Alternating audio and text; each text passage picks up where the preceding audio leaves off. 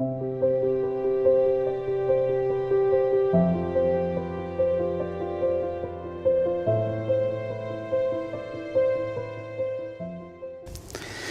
cette année encore, ce sont les réclamations en lien avec un acte de soins qui représentent la grande majorité des sinistres, puisqu'on comptabilise près de 70% de ces réclamations, et ce au titre de la responsabilité civile professionnelle. Puis viennent les déclarations concernant la responsabilité civile exploitation pour près de 15%.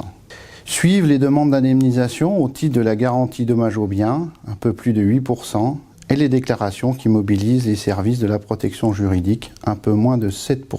Il est important de préciser que la très grande majorité des déclarations concernent un dommage corporel, 75% environ, presque toujours en lien avec un acte de soin. Et cette tendance se vérifie chaque année. Cette année, 61,5% des patients ont posé une réclamation pour une problématique médicale ou chirurgicale, c'est-à-dire en lien avec une prise en charge technique du praticien libéral. Pour ces demandes d'indemnisation, la responsabilité de l'établissement de soins ne saurait être tenue, sauf si une faute d'organisation ou une faute technique d'un salarié de la structure est établie. L'autre motif des réclamations à l'encontre des établissements de santé et les infections associées aux soins. Elles représentent 27% des accidents corporels. Ce point est particulièrement difficile à défendre car la loi met à la charge des établissements de santé une responsabilité sans faute.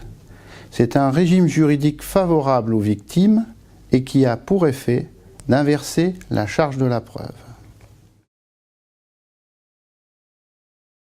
Sans surprise, c'est la chirurgie qui est largement concernée par la sinistralité des établissements de santé. Comme les années précédentes, la chirurgie orthopédique et traumatologique et la chirurgie viscérale et digestive recensent plus de la moitié des réclamations formulées par les patients. On retrouve cette même répartition pour les infections associées aux soins.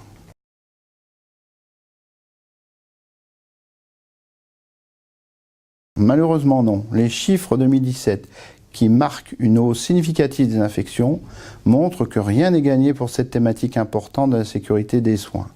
Les analyses de pratiques professionnelles faites par les experts de l'hygiène hospitalière montrent que le facteur humain reste au centre des démarches de prévention de ce risque. Et c'est en cohérence avec les éléments présents dans nos dossiers, puisque les germes identifiés sont des germes manuportés.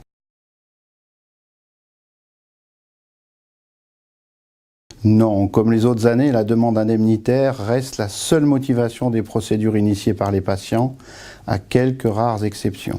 La procédure en commission de conciliation et d'indemnisation devance légèrement la procédure civile, 39% versus 37%, puis l'on trouve la demande d'indemnisation par voie amiable avec 23% des dossiers.